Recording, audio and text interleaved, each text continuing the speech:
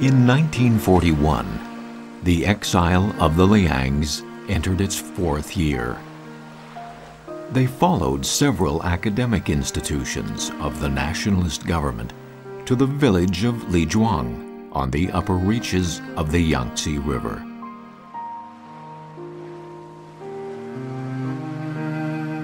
The war seemed endless, and they stayed in this remote village for 5 years. In Lijuang, Lin Huiyin soon contracted pneumonia and was confined to bed. 他都是不出门，为什么动不了，就只能躺在床上。 The last researcher to be hired by the Institute while in Lijuang was Lo Zhewen, a 16-year-old who had just graduated from middle school. 有的时候，比如说，可能这个天儿好啊，把他用那个椅子抬出来，在院里头坐一下，一般他都不出来的。 今天12个钟头是我12个客人，每一个来了又走了，最后夕阳拖着影子也走了。我没有时间盘问我自己胸怀，黄昏却蹑着脚，好奇地偷着进来。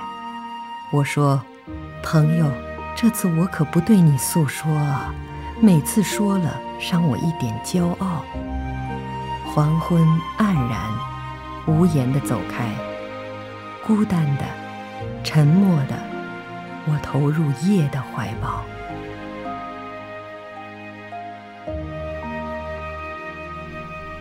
I was weeping over this sheet when your 2 sheets of typewritten family letter came in. They are very interesting and informative, and make you so much more you and not out of a vacuum. Your long and amusing description of people and things surrounding you showed your objective observation on all things, big and small, that are happening and about to put my ego and introspection to shame. Of all the correspondence between the Liangs and the Fairbanks, which lasted more than a decade, the letters from the 5 years in Lijuang make up more than half. In this remote village, Lin Huiyin thought more than ever about her faraway friends and the beautiful memories of the past. After coming to Lijuang, the privately funded institute almost completely lost its source of revenue. The research grant that Liang Sicheng won from the education department in Chongqing barely covered researchers' living costs in the academy. After negotiating with the education department and Academia Sinica, the primary members were transferred to the Institute of History and Philology and the Central Museum, thus earning a modest but stable stipend every month. In 1941, a 100-yuan note could buy a pig, but a year later, only a chicken. During wartime, the most important provisions were the monthly grain rations. In the Nangxi County Archives in Sichuan, we saw a large amount of grain ration grants signed by the chairman of the different institutes. In Lijuang, these elite scholars spent most of their precious time on securing sustenance for their researchers. 哎呀，我父亲那时候我现在回想起来，我都心疼他。我父亲太辛苦了，他学会了打静脉注射，就是因为我妈妈成天要打静脉注射。We couldn't afford shoes, so I either went to school barefoot or wore straw sandals. The straw sandals hurt my heels so much that I got abscesses. My father told me to get on a chair and asked, "Are you afraid?" I gnashed my teeth and said no. He just took a pair of scissors to remove a piece of rotted flesh and poured iodine tincture into the wound. It hurt so bad that I saw stars before my eyes, but I didn't utter a word. He said, "Good boy."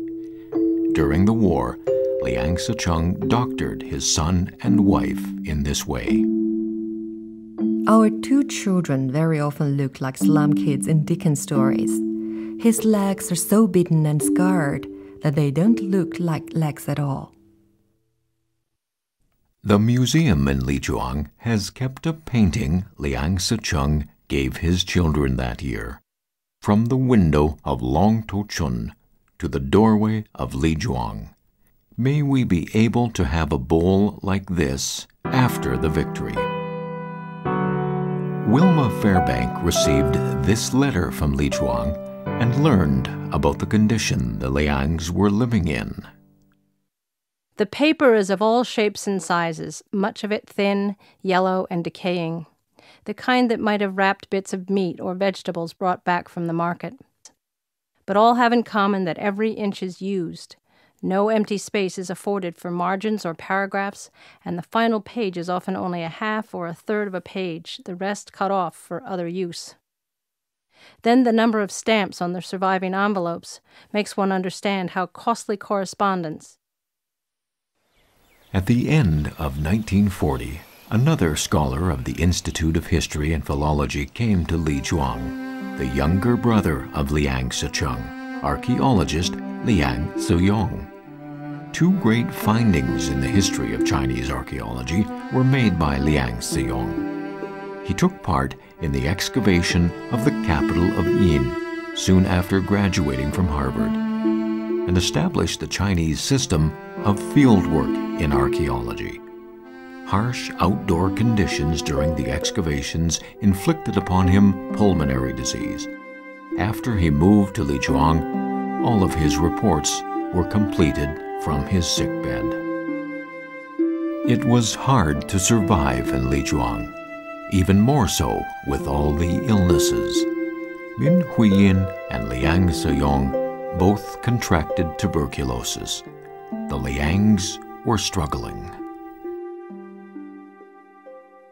In 1942, the chairman of the Institute for History and Philology wrote a letter to the then acting dean of Academia Sinica, asking him to authorize funds to provide special assistance.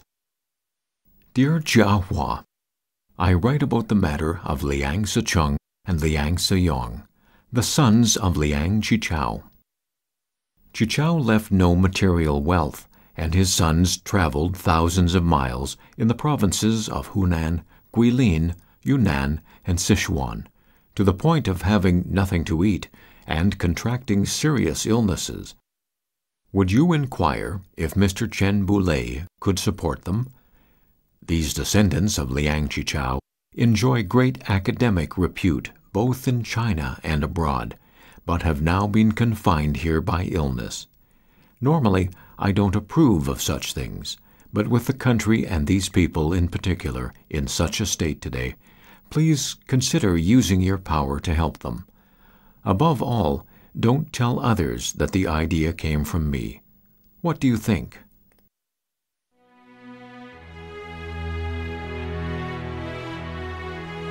After 4 months, the vice chairman of the Committee for Economic Resources of the Nationalist Government replied, "Our esteemed general grants medical and academic funding of 20,000 yuan to the Liang brothers.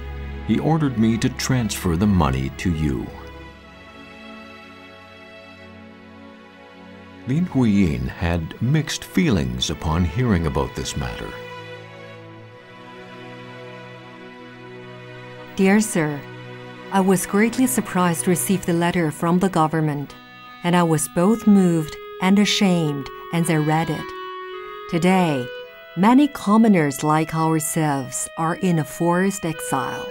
The Liang brothers received your assistance in many forms for years, and yet we are ashamed as we have made no contribution to the war effort, but only burdened our friends and society. For my 3 decades of life, I have merely consumed food and given nothing. My life remains an empty check that cannot be cashed. With anxiety, I waited till the children grew up a little. Then the war came, and I had to struggle for survival. Recently, I have been desperate in my illness, undermined both physically and intellectually. I fear I might abuse your goodwill and fail you in the future. I am so ashamed.